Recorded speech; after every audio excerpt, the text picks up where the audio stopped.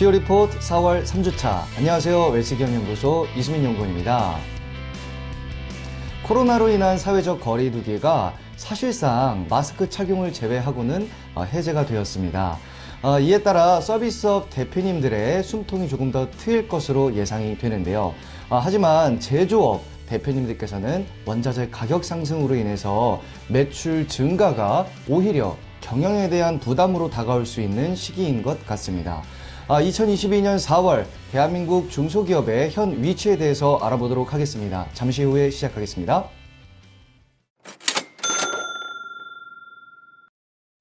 중소기업 중앙회에서 발표한 자료에 따르면 4월 중소기업 경기 전망 지수는 84.7로 전월 대비 0.2포인트 하락하였습니다. 가장 큰 변수 3가지를 고려한 결과라고 생각이 드는데요.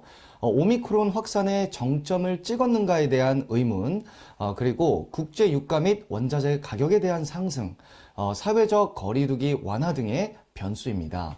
일단 제조업은 국제 유가 및 원자재 가격 상승의 악재로 인해서 경기 전망 지수가 전월비 3.5포인트나 하락하였습니다.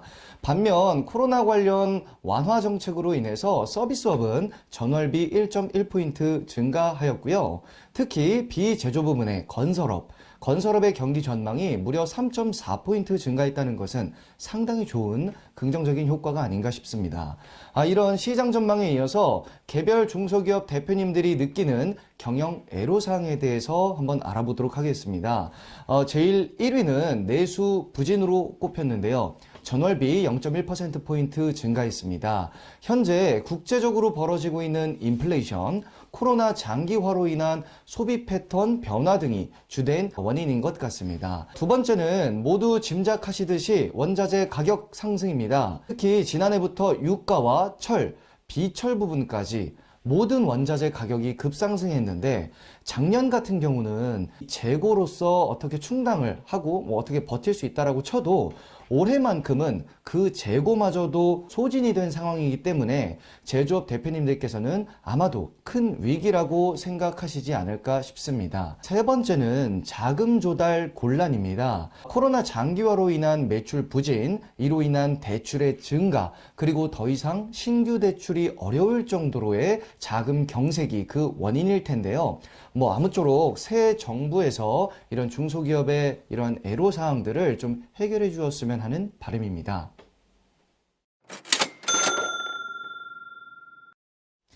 대표님, 2022년 1월 1일 기준 대표님 법인의 주식 가격을 알고 계신가요?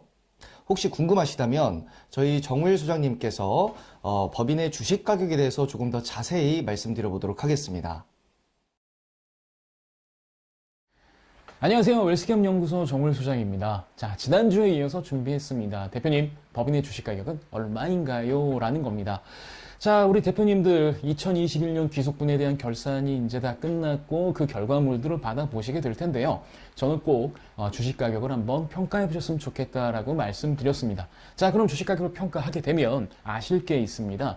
주식 가격은 손익가치와 자산가치의 평균으로 가는데 이 손익가치라고 하는 건 쉽게 얘기하면 순이익 정도로 보시면 될 것 같아요. 그래서 순손익가치라고 볼 수 있겠죠. 여기에 여러 가지 사항들을 차가감하는 건데 근데 이제 그냥 편하게 생각하시면 특별한 이슈가 없는 기업이라고 한다면 그냥 직전 3년에 평균 손익을 보시면 됩니다. 물론 직전 3년에서 평균 손익도 직전 연도와 전 직전 연도, 전전 직전 연도에 따라서 가중치가 3, 2, 1이 붙긴 하지만 대략적으로 일정하다고 가정을 하고 평균값을 가정을 했을 때 여기에 나와 있는 순이익의 평균에 이익가치 환원율 10%를 반영을 하기 때문에 결론적으로는 이제 10을 곱하게 되는 거죠. 그러면 직전 3년간의 순손익이 예를 들어서 6억이었다고 한다면 우리 기업의 순손익 가치는 60억이 됩니다. 순자산 가치는 정말 쉽습니다. 그냥 재무상태표에, 그러니까 이것도 전제가 들어가는데 이 자산 가치는 이제 시가평가해야 되는데 이 시가평가를 솔직히 좀 뭐라 그럴까요? 부동산 같은 경우는 아무래도 좀 가격이 업돼 있겠죠. 그러니까 이걸 반영을 해서 자산 가치를 대충 계산을 합니다. 그럼 자산 가치는 그냥 재무상태표에 나오는 자본 총계 정도라고 보시면 될 것 같거든요. 그래서 이 자산 가치가 높은 기업들은 이제 부채 비율이 낮을 수밖에 없는 거고 부채 비율이 높은 기업들은 자산 가치가 낮게 됩니다. 그럼 이게 무슨 영향을 미치느냐? 자산 가치가 높은 기업들 같은 경우에는 아무래도 누적된 잉여금이 상당히 많을 거거든요. 그럼 자산 가치를 줄이고 싶다라고 한다면 누적된 잉여금을 처분해야 됩니다. 그래서 뭐 예를 들어서 배당을 좀 많이 가져가거나 뭐 이런 것들은 해야 되는데 가져갈 때 세금이 좀 만만치는 않겠죠. 그 다음에 자산 가치가 좀 높은 기업들의 특징 중에 하나는 누적된 이익 잉여금도 많지만 누적된 부실 자산도 많을 겁니다. 그럼 누적된 부실 자산을 처분하는 것, 특히 대손 같은 경우를 이제 좀 빨리빨리 처분을 하든가 아니면 대표이사 가지급금을 처리를 하는 방법들을 쓰게 되면 아무래도 자산 가치를 좀 줄일 수는 있겠죠. 그리고 손익가치가 높은 기업들 같은 경우에는 두 가지 경우가 있을 수 있습니다. 시작한 지 업력이 얼마 안 되는 기업들, 아니면 시작한 지 얼마 안 됐는데 우리가 그 시설물들을 차입을 받아서 한 기업들 같은 경우는 자산 가치가 작기 때문에 손익 가치가 상당히 높을 수밖에 없습니다. 그런 기업들 같은 경우는 솔직히 비용 처리를 좀 많이 해야 되는데요. 그렇다고 비용 처리를 너무 많이 하게 되면 기업의 손익률이 나빠지면서 자금 조달에 상당히 좀 애로사항이 생기겠고, 그다음에 인위적으로 비용 처리를 너무 많이 하게 되면 과세 당국에 의해서 세무조사 위험성이 증가하기 때문에 적정하게 하셔야겠죠.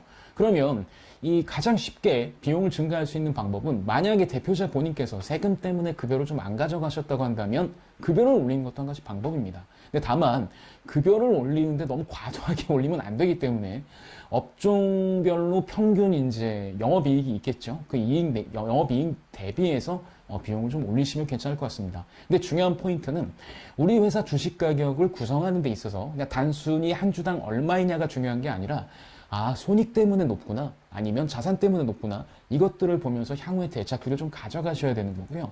그 다음에 순손익 가치가 높은 기업이라면 좀 검토해 보셔야 될 게, 아까도 말씀드렸지만 대표이사의 적정 인건비, 그리고 예를 들어서 우리가 너무 좀 이렇게 앞만 보고 달려오지 않았나?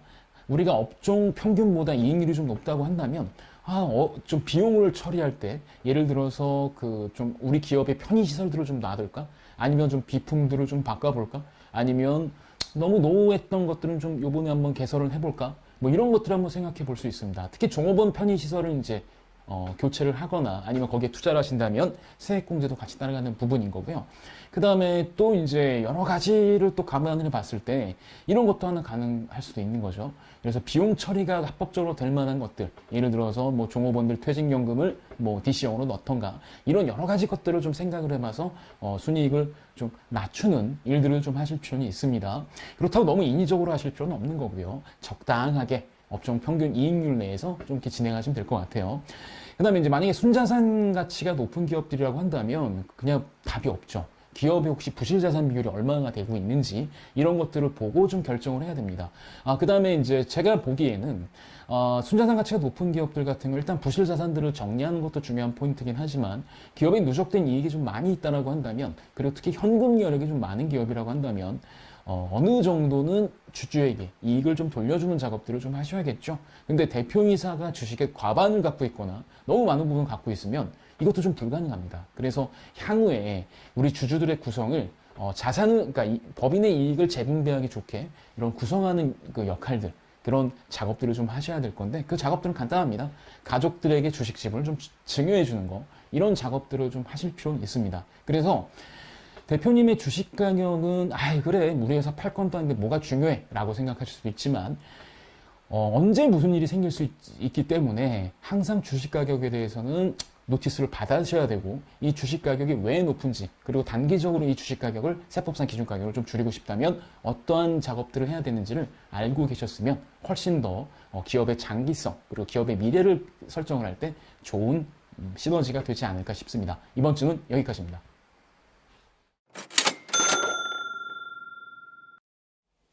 이번 주 저희가 준비한 소식은 여기까지입니다. 저희 웰스기업 연구소는 중소기업의 성공을 위해서 항상 최선의 노력을 다하겠습니다. 좋아요, 구독, 알림 버튼은 저희가 컨텐츠를 만드는데 많은 도움이 됩니다.